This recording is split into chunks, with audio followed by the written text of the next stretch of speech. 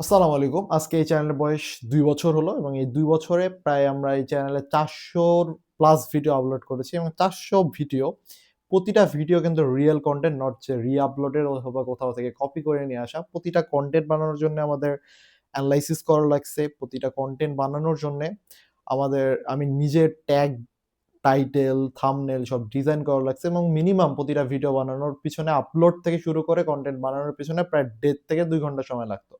তার মানে ৪০০ টা কনটেন্ট বানাতে প্রায় ৮০০ ঘন্টারও বেশি, ৮০০ ঘন্টারও বেশি সময় লাগছে।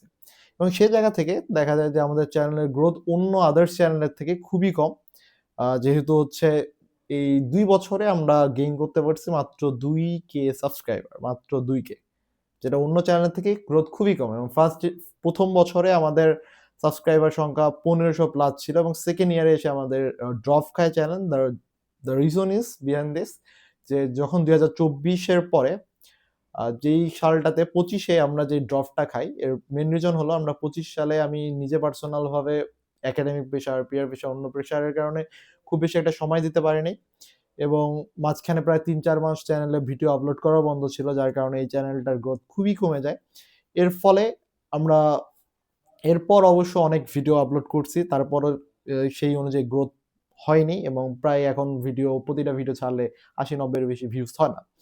এর রিজন হলো যে আমি কনসিস্টেন্সি মেইনটেইন করতে পারি নাই। দ্যাটস ওয়াই আমি ২৬ এ নতুন প্ল্যান আছে এই চ্যানেল নিয়ে। আমার চিন্তাভাবনা আছে ২৬ এ প্রায় অলমোস্ট প্রতিদিন একটা করে ভিডিও আপলোড করা এবং সেখানে মোটিভেশনাল হইতে পারে অথবা তোমাদের একাডেমিক বেসড যেকোনো কিছু ভিডিও। তো চেষ্টা করব ২৬ সালটা তোমাদের সাথে আরো বেশি এনগেজ হতে, ২৬ সালে তোমাদের সাথে আরো বেশি অ্যাটাচড হতে এবং তোমাদেরকে আরো বেশি হেল্প করা যায় সেই ক্ষেত্রে এবং নিজের গ্রোথ এর দিক এবং নিজের কন্টিনিউয়াস কনসিস্টেন্সির দিকেও আমি নজর রাখার চেষ্টা করব। এবার আসি যে তোমার আসলে আমার এই ফেইলিউর জার্নি থেকে তোমাদের আসলে শিখার কি আছে?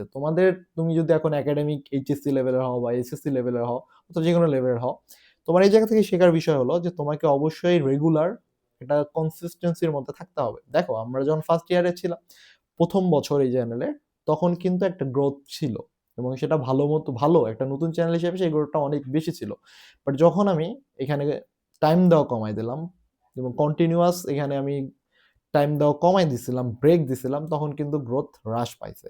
তো সেম জিনিসটা তোমাদের লাইফেও হবে। তুমি যদি ধরো ১ম বছর ফার্স্ট ইয়ার, ইন্টার ফার্স্ট ইয়ারে পড়তেছো, তুমি ১ম বছর অনেক বেশি পড়াশোনা করলা।